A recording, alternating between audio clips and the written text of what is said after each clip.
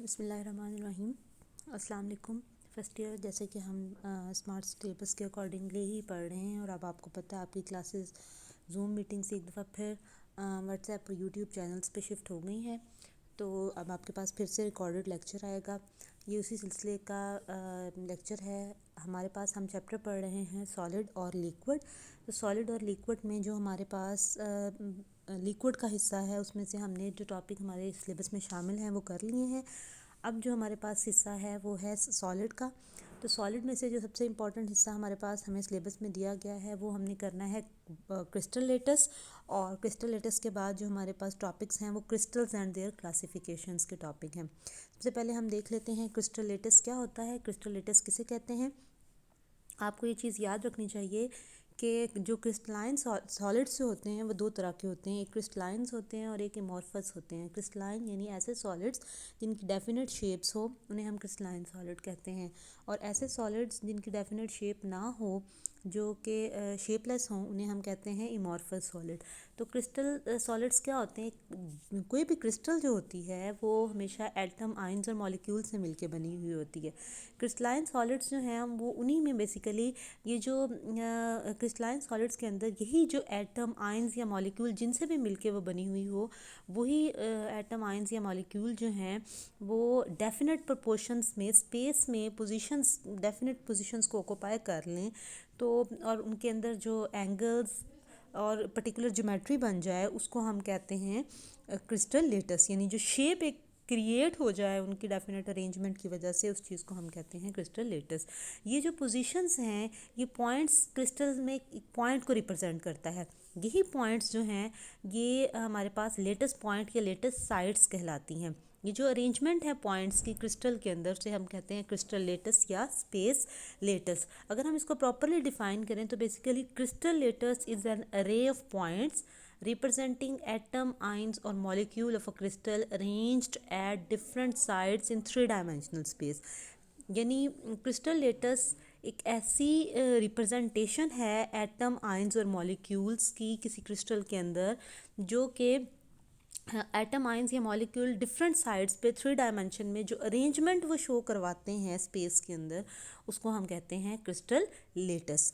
Crystal latus जो है ये जो हमारे पास डायग्राम शो करवाई हुई है साइड पे, बेसिकली ये क्या है, ये क्यूबिक क्रिस्टल लेटस सिस्टम है। इसमें अगर आप ब्लू डॉट्स देखें तो ब्लू डॉट्स बेसिकली अरेंजमेंट को शो करवा रहा है जो कि थ्री डायमेंशन में ये एटम्स या आयंस जिनसे मिलके ये बना हुआ है क्यूबिक सिस्टम वो जिस तरह से अरेंज होते हैं।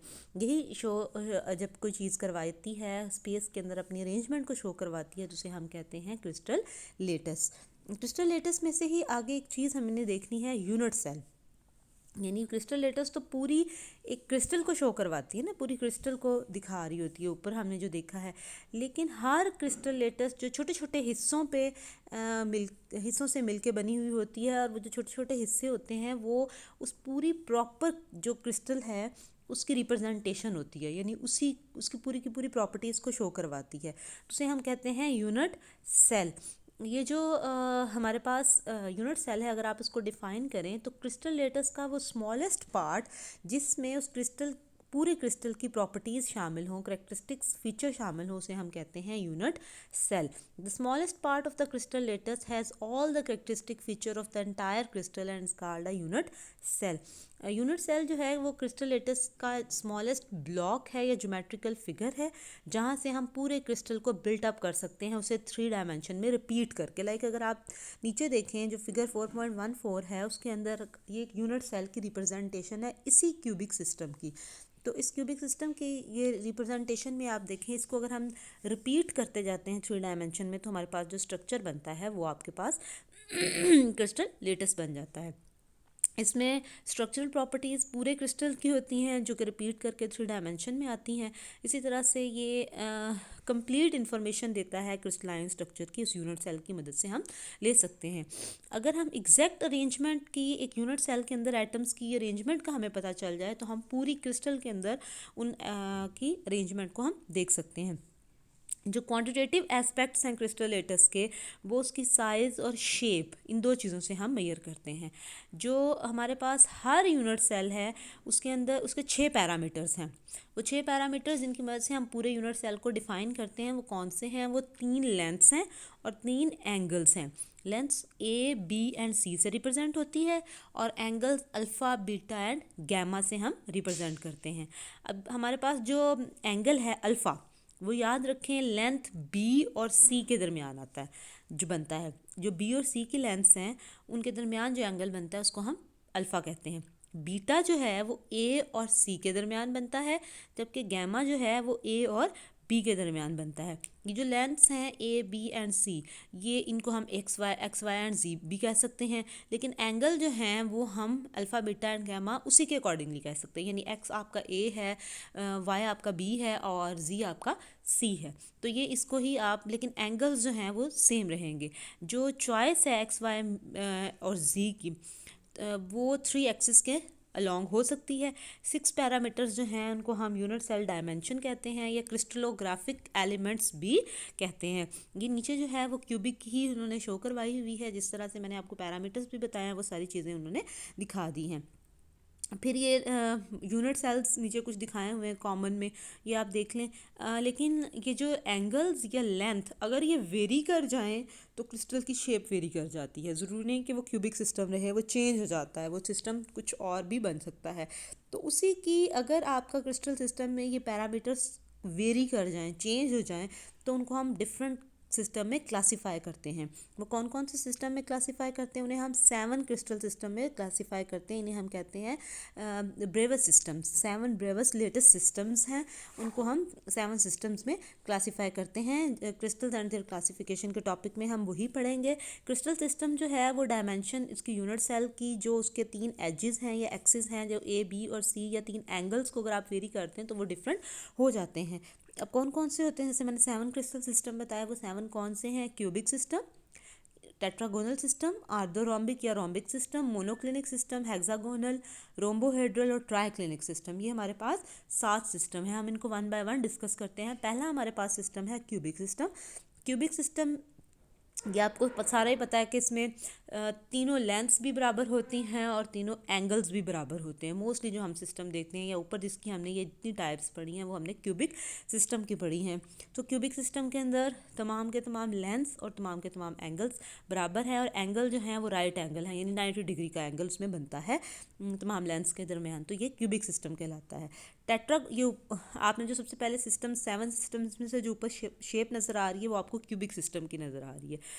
टेट्रागोनल सिस्टम कौन सा है? अब इस सिस्टम के अंदर 2 लेंथ्स बराबर होती हैं, जबकि जो एक थर्ड एक्सिस है वो या शॉर्ट होगा या लॉन्ग होगा 2 से, यानी ए और बी बराबर हैं, लेकिन सी जो है वो या बड़ा होगा या फिर छोटा होगा, लेकिन एंगल सारे के सारे राइट एंगल ही हैं। ये है टेट्रागोनल सिस्टम।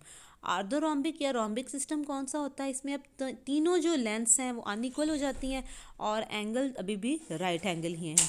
तीनों की तीनों लेंथ्स जो हैं वो हमारे पास अनइक्वल हैं, लेकिन एंगल्स जो हैं वो सारे के सारे अभी भी बराबर हैं। तो ये कहलाता है ऑर्थोरोम्बिक या रोम्बिक सिस्टम। मोनोक्लिनिक सिस्टम कौन सा है? ये वो सिस्टम है जिसमें तमाम लेंथ्स अनइक्वल हैं, लेकिन जो 2 एंगल हैं वो बराबर हैं, और तीसरा एंगल जो है वो 90 से बड़ा है, 120 से छोटा आ जाता है। तो ये कहलाता है मोनोक्लिनिक सिस्टम। हेक्सागोनल सिस्टम कौन सा है? अब इसमें 2 लेंथ्स बराबर होती हैं, लेकिन जो एक है वो 120 के एंगल के साथ लेंथ बनाती है, यानी एक लेंथ जो है वो 120 के एंगल के साथ बनाती है। तो इस तरह से हमारे पास जो है ये हेक्सागोनल सिस्टम कहलाता है। शुगर का सिस्टम जो है वो हेक्सागोनल सिस्टम है, या बेंजीन का स्ट्रक्चर हेक्सागोनल सिस्टम में आ जाता है। अगला हमारे पास है रोम्बोहेड्रल सिस्टम या ट्राइगोनल सिस्टम। अब इसके अंदर तमाम लेंथ्स जो हैं वो तो बराबर हैं क्यूबिक सिस्टम की तरह, लेकिन जो एंगल्स हैं तीनों वो बराबर नहीं हैं, वो 90 से 120 के दरमियान में लाया करते हैं। तो ये कहलाता है रोम्बोहेड्रल या ट्राइगोनल सिस्टम। ट्राइक्लिनिक सिस्टम वो सिस्टम होता है जिसमें तमाम एंगल्स भी बराबर नहीं होते और तमाम लेंथ्स भी जो है वो बराबर नहीं होती और कोई भी एंगल जो है वो राइट एंगल का नहीं होता। इसको हम कहते हैं ट्राइक्लिनिक सिस्टम। इसमें डिफरेंट एग्जांपल्स आपके पास आ जाती हैं। वो कौन कौन सी एग्जांपल्स हैं? हमारे पास 7 क्रिस्टल सिस्टम में जो पहली एग्जांपल क्यूबिक के लिए आती है वो आयरन का स्ट्रक्चर, कॉपर का, सिल्वर का, गोल्ड का, NaCl, NaBr या डायमंड वगैरह का है। टेट्रागोनल में हमारे पास टिन है, टिन ऑक्साइड है, मैंगनीज ऑक्साइड, अमोनियम ब्रोमाइड वगैरह आ जाता है। ऑर्थोरोम्बिक में iodine, rhombic sulphur, barium sulphate, potassium sulphate वगैरह आ जाते हैं। जो हमारे पास नेक्स्ट है मोनोक्लिनिक, उसमें शुगर है, सल्फर है, बोरेक्स है, सोडियम सल्फेट, डेकाहाइड्रेटेड आ जाता है। Na2SO4 है ये डेकाहाइड्रेटेड। हेक्सागोनल में हमारे पास ग्रेफाइट आ जाता है, जिंक ऑक्साइड आ जाता है, कैडमियम सल्फाइड, आइस, जिंक और कैडमियम वगैरह। रोम्बोहेड्रल या ट्राइगोनल में बिस्मथ है, एल्यूमिनियम ऑक्साइड है, सोडियम नाइट्रेट है और पोटाशियम नाइट्रेट आ जाता है। ट्राइक्लिनिक में हमारे पास है boric acid, potassium dichromate, copper sulphate, pentahydrated, हमारे पास ये सारे सिस्टम आ जाते हैं। आपने बेसिकली इनमें से जो इसकी एग्जांपल्स हैं स्पेशली वो आपने ज़रूर याद करनी है कि क्यूबिक में कौन सी हैं, टेट्रागोनल में कौन सी हैं, ये इस तरह से कौन सी एग्जांपल आ जाती हैं। ये हमारे पास आज का टॉपिक है। हमारा आज का जो लेसन है वो ख़त्म हुआ।